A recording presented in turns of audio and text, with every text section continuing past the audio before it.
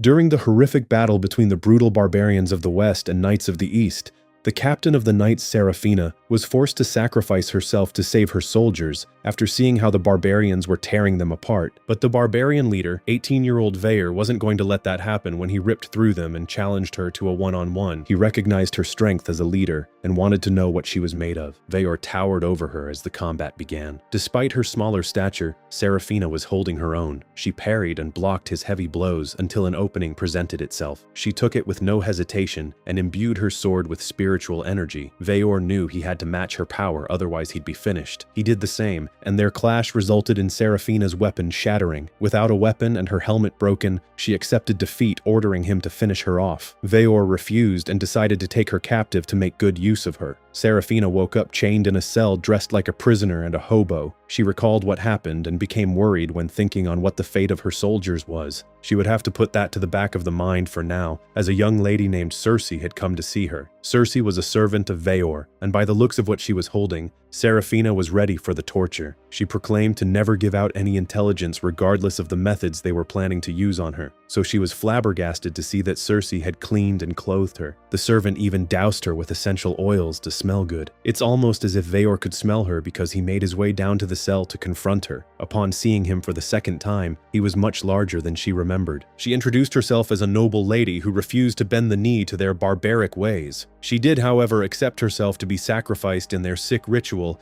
given that's what her people knew about these savages. Veyor and Circe were taken aback by her statement. The future chief cleared the air, saying he had kidnapped her to be his bride. According to tradition, his people would capture strong female knights to make them their wives. He shortened her name to Sarah, and the lady couldn't believe his dumb logic of marrying their enemy. Veyor admitted that he fell for her at first clash, which had Sarah blushing so hard. She couldn't believe what she was hearing, especially considering that she was in her late 20s and still not married. She recalled how she wasn't seen as a lady in her kingdom for the reason that she was a soldier. Though she had a few proposals here and there, she rejected them. Most men didn't want to marry a rough and tough woman like her despite her beauty and kind nature. Sarah, on the other hand, refused to listen to their negative talks. She didn't want to become someone she wasn't just to please mere human beings. Even her older brother was disappointed in her and wished for the day she would stop playing warrior and become someone's bride. It turns out that Sarah had collapsed after hearing what Veyor said to her. The medicine they gave her after the battle to heal up was a bit too much. She woke up to someone snoring and was lost for words to see Veyor sleeping in his birthday suit. Her screams woke him up, and that is when she found out that she was in his chambers. Judging by how he looked and the situation she found herself in, the lady jumped to the conclusion that he had his way with her. Veyor might be a barbarian, but he wasn't a savage degenerate. He had already promised her he wouldn't force her into anything. Sarah felt shame and didn't like where her life was heading, and asked Veyor to end her. The future chief was confused by her ridiculous statement, because to him, mere shame didn't warrant such a penalty. It was clear these two had a culture clash. Before they could clash for real, Circe came in to hand Veyor his clothes. That seemed to have calmed the situation a little. She was still a bit furious, so he told her to join them for breakfast once she brought the temperature down. She didn't exactly do that, and began to play scenarios in her head about how awful the food she was going to eat would be. With false accusations in each step, she stomped her way to breakfast, only to be met with a huge, juicy meat that was being prepared. If Luffy saw this meat, I'm sure he wouldn't mind being reincarnated in this world. Anyway, Sarah's mouth couldn't control the saliva that was oozing out of it. Her eyes had never seen a feast like this before, especially considering how barren her homeland was. The captive refused to eat, thinking they had ulterior motives. There was no way prisoners of war were handed such a banquet. Veyor gave her a lecture on how it was foolish to refuse food when her growling stomach clearly craved it. He saw it as disrespecting the animal sacrificed for the meal. She was still a bit reluctant until Circe came to her side and informed her of the efforts the future chief went through to slay the creature just to prepare food for Sarah. She pointed that it would be rude for a noble to reject such a gesture. That was all Circe needed to say for Sarah to dig in. It only took one bite to send her taste buds to heaven. The juiciness and tenderness was out of this world. Tenderness. She demanded to know what animal the meat was from. So when Veyor asked her to take a peek through the window,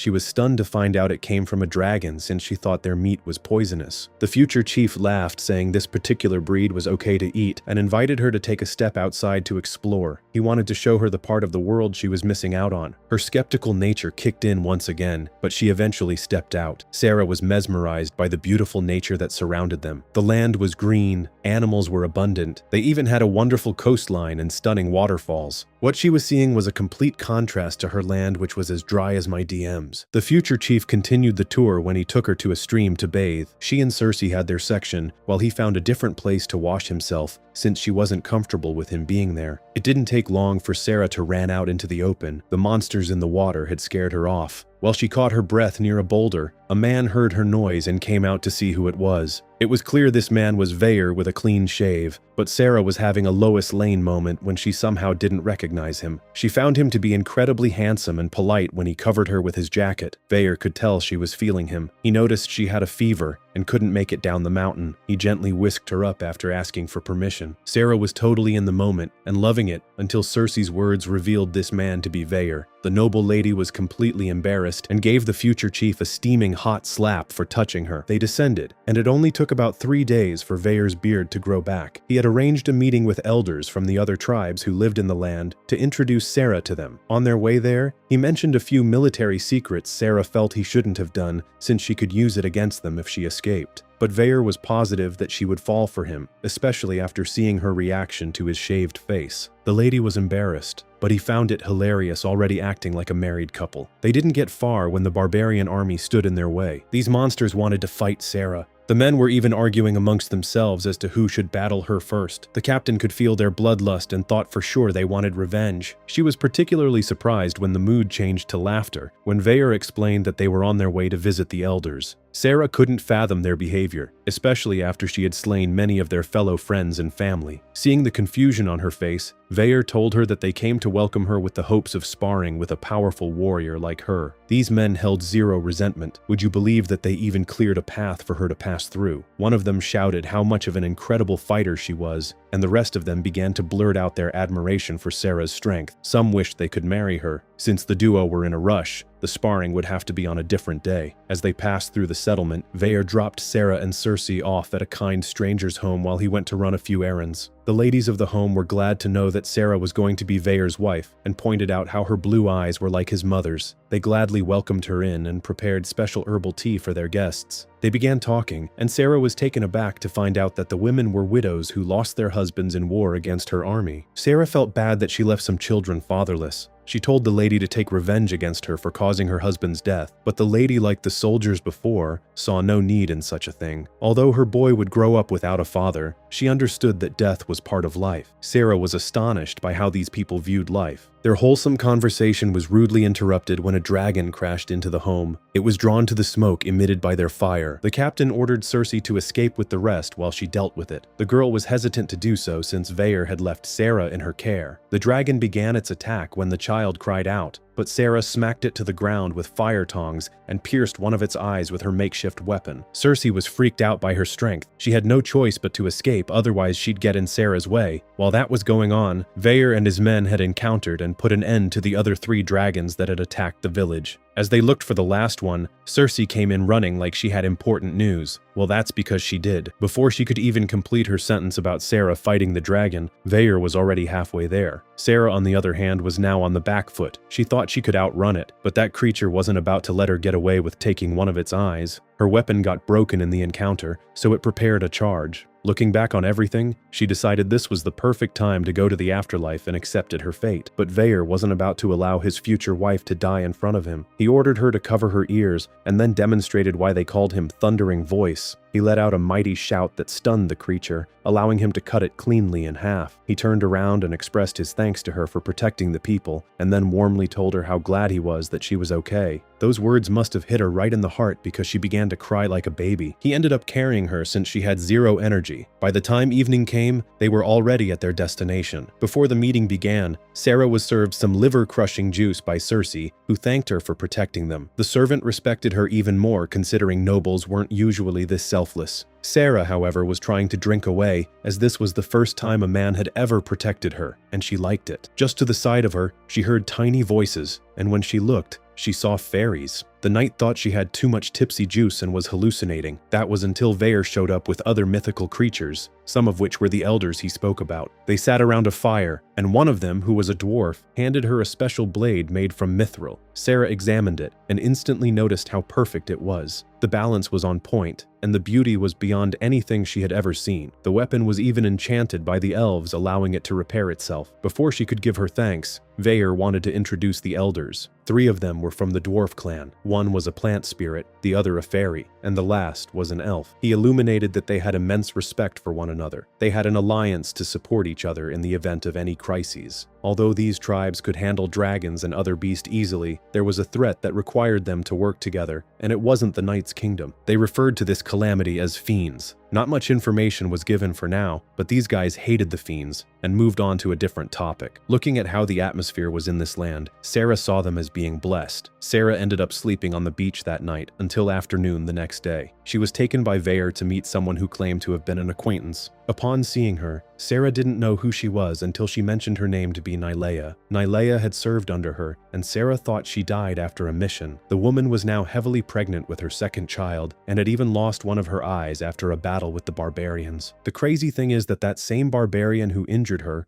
was now distributing backshots.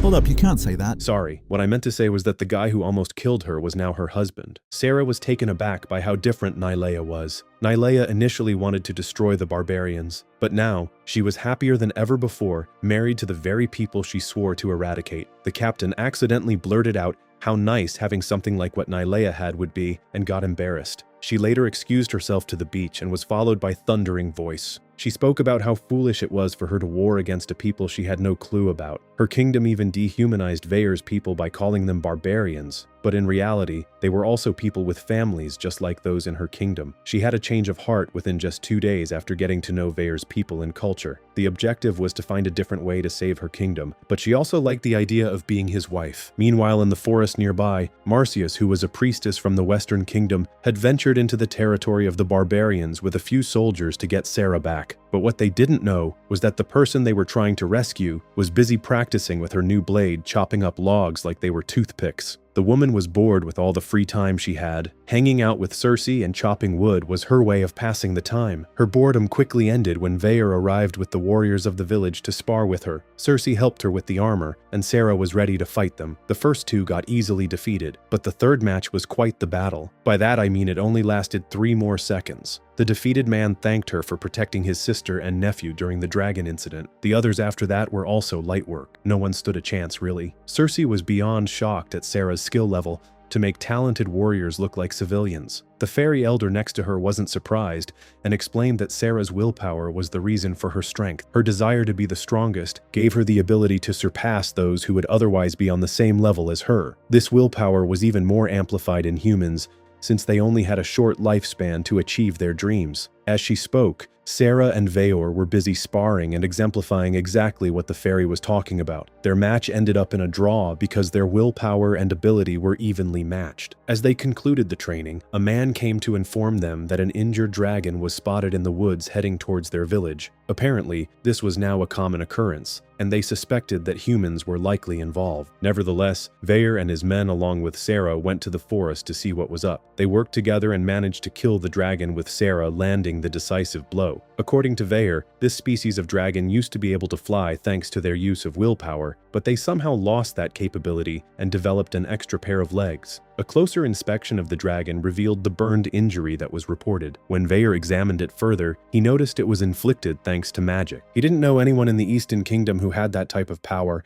and wanted to know from Sarah if anyone from the West could cast such spells. She recalled the clergy of the religious group practiced such sorcery, but they only used it for healing and had never heard of it being applied in combat. A fairy came to inform them that they found the people responsible, and by the looks of it, a fiend was going to appear thanks to the magic these people were using to disrupt the natural order. Veyr ordered a few men to return to the village and took the rest with him to confront these people. They arrived to see Marcius using magic to defeat a dragon. When their eyes met, the crazy priestess couldn't believe that Sarah was safe and well. She advised that the captain should cut down the barbarians at once, but Sarah told her to cool it down. Veyr requested that they have a conversation about the matter, but Marcius's hatred wouldn't allow her to listen, and she began spamming spells. Her aim needed work because she missed the mark, but her second attempt was heading straight for Sarah. The future chief stood in the way and took the blow head-on. Marcius laughed, thinking he was done, but he was unharmed when he told her that an attack like that couldn't penetrate his willpower. At this point, Marcius had had enough and cast a spell that gathered the energy from her surroundings. The trees and grass began to wither away to fuel her attack, but before she could release it, a strange entity emerged from the ground and captured her. Sarah wanted to go help, but she was told to stand her ground. That creature in front of them was a fiend. It was so disgusting it looked like a disease that had a disease. Marcius screamed for help, but the people she came with stood no chance when they got squished and died fighting the fiend. Veyer proposed they cut the creature in half along with the priestess. It was going to suck her soul, therefore eliminating her now would give her a dignified death. Sarah wasn't really on board with that and jumped in to free her while apologizing to Thundering Voice. Every time she cut the tentacles of the creature, it just grew back and healed itself. It eventually captured Sarah, so Veyer had to use his voice to set her free. As he went in to catch her, he noticed that there was another creature within the core of the monster. He figured defeating that one was their ticket to victory. The future chief had a change of mind when he saw Sarah risking her life for Marcius. The others were also inspired and picked up their weapons to fight alongside her. He explained the plan of exposing the core with his voice for Sarah to finish it off once and for all. They executed the plan perfectly, which dispelled the monster. Marcius survived but ended up knocking herself and Sarah out. When the priestess woke up chained and saw Veyer in front of her, she thought he was going to violate her. She cried out for her captain to come out and send this barbarian to the afterlife. Sarah emerged and shocked Marcius when she declared that the Kordum people were not barbarians and were no longer her enemies. The priestess thought she was hearing things,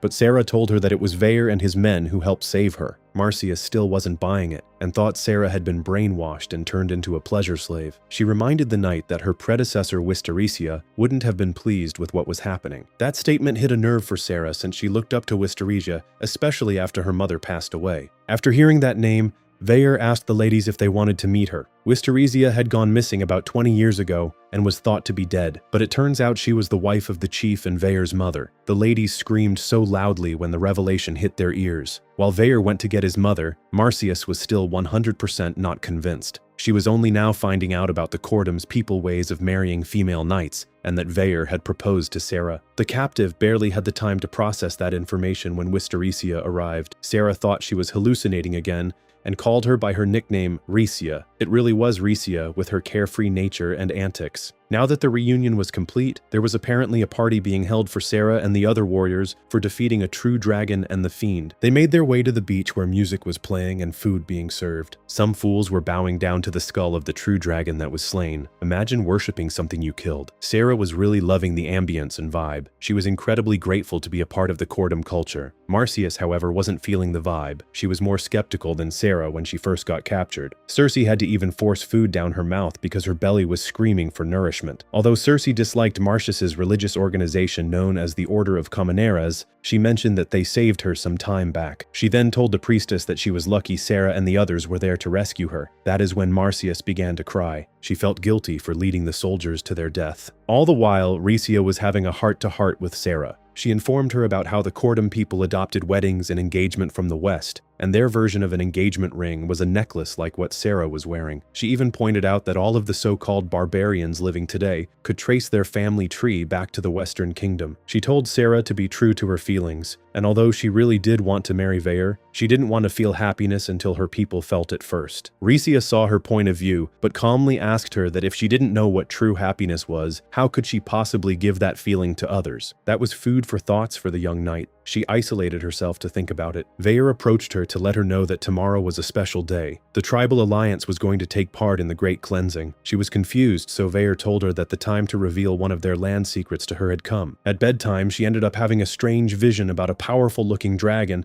saying it was glad it chose her. Then she woke up wondering what the hell that was. Perhaps she had too much to drink. Whatever the case was, she got ready and met up with the group to prepare for the ritual. It was Marcius's action that necessitated for the Great Cleansing to be done, so she was told to accompany them to see the result of what she did. Veyer asked her what birth name she was given, but the priestess was having trouble recalling a great portion of her life. It turned out that her loss in memory was a result of being food for the fiend. The elf pointed out that it was astonishing that she even survived and retained her personality. That comment gave Cersei the chance to insult Marcius, and it ended up in a fight between the two. The priestess got put to sleep when she tried to reveal a secret about the girl. Cersei later told Sarah the truth when they were alone. The girl was actually from the eastern kingdom of Ildoren, the same Ildoren Sarah was from. She was captured by the Cordom people 6 years ago after her expedition failed. Sarah had her suspicions, but Cersei would much rather forget about her previous life in that kingdom. When Marsyas regained consciousness, the three of them made it to the river to wash before the ceremony began. After a nice bath, they built a small fire and cooked the fish Sarah caught before meeting up with the rest to make their way to the spot. The place where the fiend appeared was completely dead. The area had turned to pure dust. Marsyas was devastated that she caused this travesty, but she needed not to worry because they were going to cleanse the place. They drew lines on the floor and placed each of the 5 elements of water, earth, wind, and so on at specific corners. Veyer took his position at one of the corners, and the chief elf began his enchantment which activated the elements.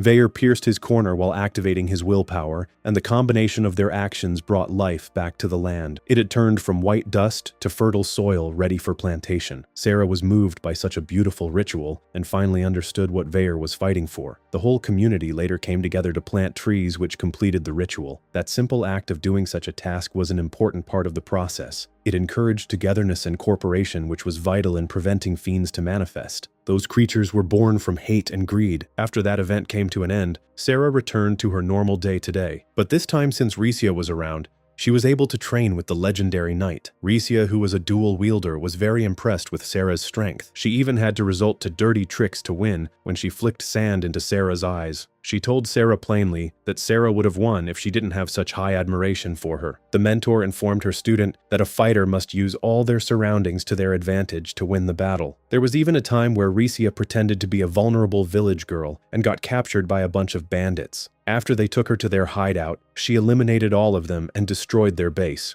This lady wasn't someone to mess with. Sarah thanked her for the lesson, and before they parted ways, Rhyssia advised her to wash her necklace since it got some dirt on it. Sarah was shocked to find out that to take it off, all she had to do was will it to come off, meaning that the engagement necklace wouldn't have stayed if she didn't want it. After washing it, she wasn't able to reattach it, so she went back and asked Rhyssia how to get that thing back on her neck. The old mentor told her there was a ritual she had to perform. Apparently, she had to soak Veyer in water, go behind him and cover his eyes, before whispering in his ears for him to guess who. It sounds ridiculous, right? It's because it was. She made the whole thing up, but Sarah was so desperate to put it back on that she brushed off any suspicious thoughts. Rhys's goal was to accelerate their relationship so that they could get married and give her grandchildren. Meanwhile, Sarah began her mission. One detail was that she wasn't supposed to let Veyer see her without the necklace. She tried multiple times but failed to complete it. She only got as far as pouring water over him. Veyer began to think she disliked him, but Cersei assured him that he was overthinking it. He went to his mother for advice, and she informed him to express his true feelings to Sarah. She suggested that he cook her something exotic, so Veyer went on a solo journey to find his ingredients. His search allowed multiple chances for Sarah to fulfill the ritual, but she failed each time when she got caught and had to retreat. Sarah had the brilliant plan of disguising Marsyas as herself to distract Veyer. The plan actually worked when he chased Marsyas into the forest,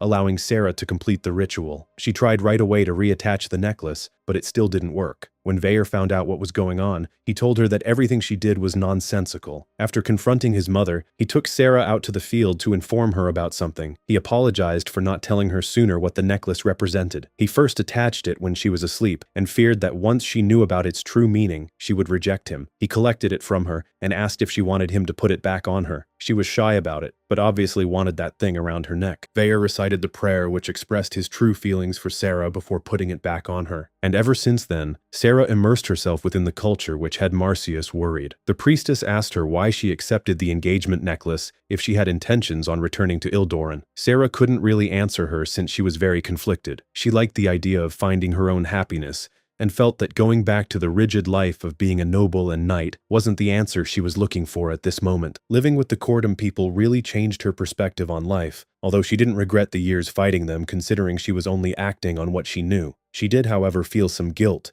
especially with how they embraced her. Veyer heard everything they said. She eventually told him how she was feeling during dinner. She expressed that she no longer agreed with the expedition her people carried, but at the same time, something needed to be done to save her kingdom from starvation. Her brain was scrambled thinking about it. Veyer gave her amazing advice, saying that she should imagine each scenario. Even after that, she was still indecisive on what to do. Veyer was low-key happy because it meant that he was just as important to her as her kingdom. He offered to help her make a decision by expanding her horizon with a journey to the other tribes. All the while, Sarah's brother named Sidious had received news about his sister being captured by their enemy, but thanks to her sacrifice, they didn't sustain that big of a loss. Sidious anticipated that the king would order another expedition very soon. Back at the village, Veyer suggested that they visit the dwarves since she seemed interested in their settlement. He told her that they even had a natural hot spring bath. Sarah was bamboozled and frankly jealous these lands had such amazing resources. In her kingdom, hot baths were a luxury. The other big news Veyer conveyed was that he commissioned the dwarves to make Sarah a new helmet. The cost of it was already taken care of, using the rewards from her previous achievements, and she was extremely excited to receive it. Marcius looked on and couldn't help but be pleased to see Sarah so happy like never before. They found out that the helmet would be ready the following day, after Veyer summoned the fairy to use as an instant messenger between him and the dwarfs. The day to journey came, and both Veyer and Sarah equipped their armor just in case they encountered dragons. The voyage on foot would take too long, so Veyer revealed another secret when he summoned a spirit dragon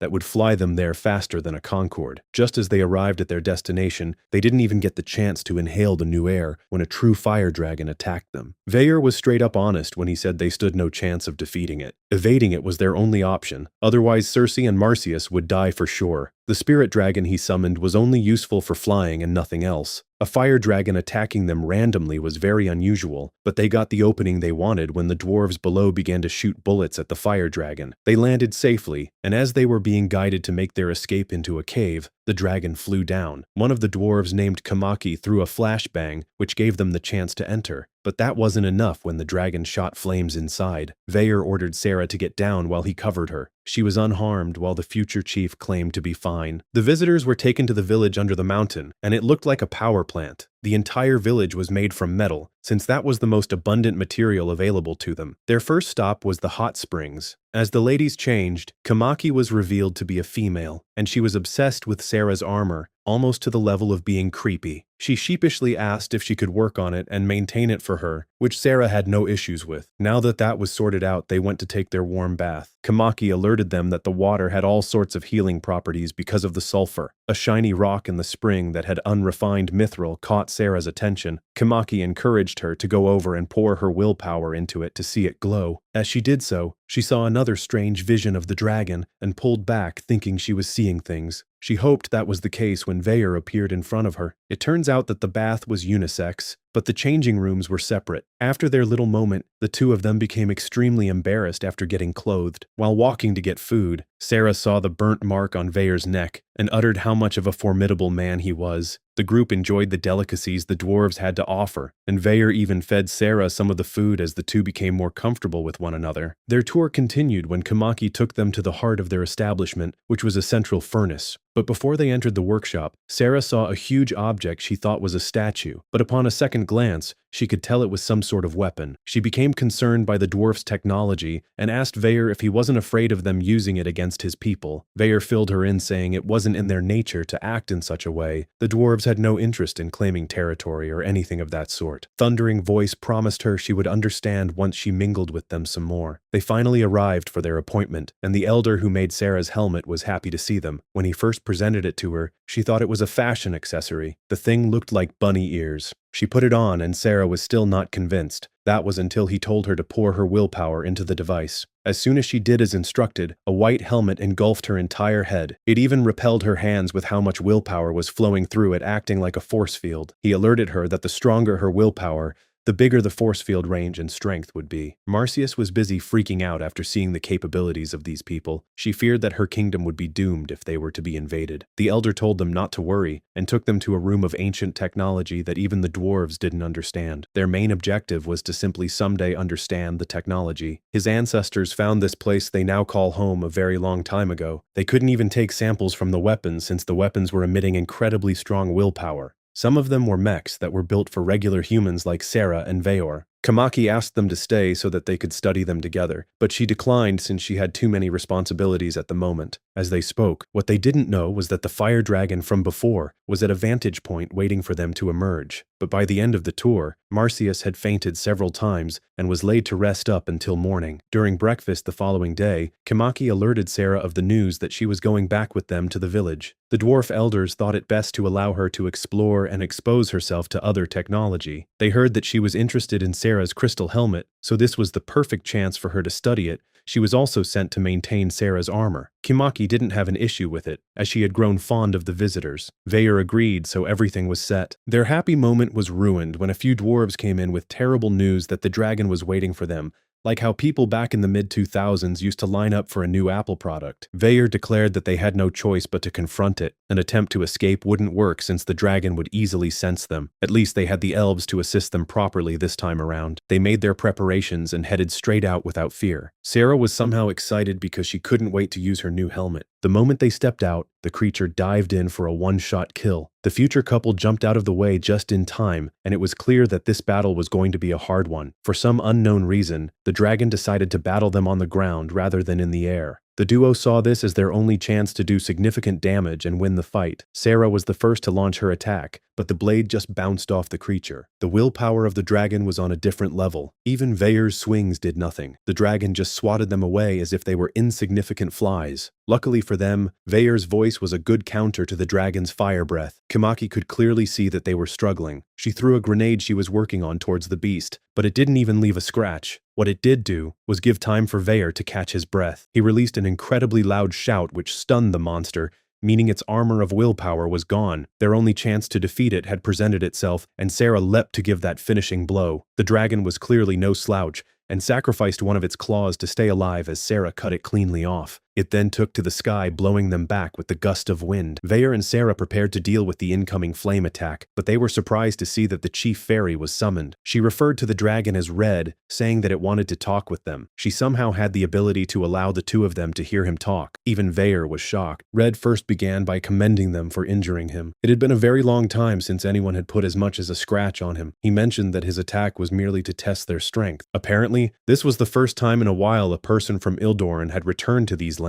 If they failed his test, he wouldn't have spoken to them, but would have instead devoured them. Sarah, of course, didn't have a clue what he was talking about, but Red told her that it was too early to reveal everything to her. She first had to experience the land and remember. The dragon wanted to take off to tend to his wounds. Veyer asked it to wait a minute and wanted to know if his people committed a crime for killing the true dragon a while back. At that time, he didn't know these creatures had the ability to communicate in an intelligent way. Red told him not to sweat it because the creature they killed was old and senile. There was no way they could have taken out a healthy dragon by themselves. He told them not to hesitate to do the same thing in the future, since death was part of life. The dragon took off and the dwarves came out to celebrate the victory. They said their farewells to Kamaki before Veyer summoned the spirit dragon for them to leave. Going on this journey proved to have helped Sarah make her decision. She wanted to put an end to the conquest and to propose to her nation that they should trade with the Kordam people instead of fighting. Her objective was to retire as a knight and then marry Veyer after that. Sarah looked Thundering Voice dead in the eyes and confessed her love for him. Meanwhile at Ildoran, the king had summoned Sidious for a discussion. He was disappointed that the previous expedition failed. The king's real objective was to take revenge on the barbarians who kidnapped his sister Wistaria. He commanded Sidious to gather men and go on another expedition. Although Sidious hated the idea of fighting for revenge, he had no choice. His family were sworn to be the sword of the king. Sidious promised to slay every last barbarian,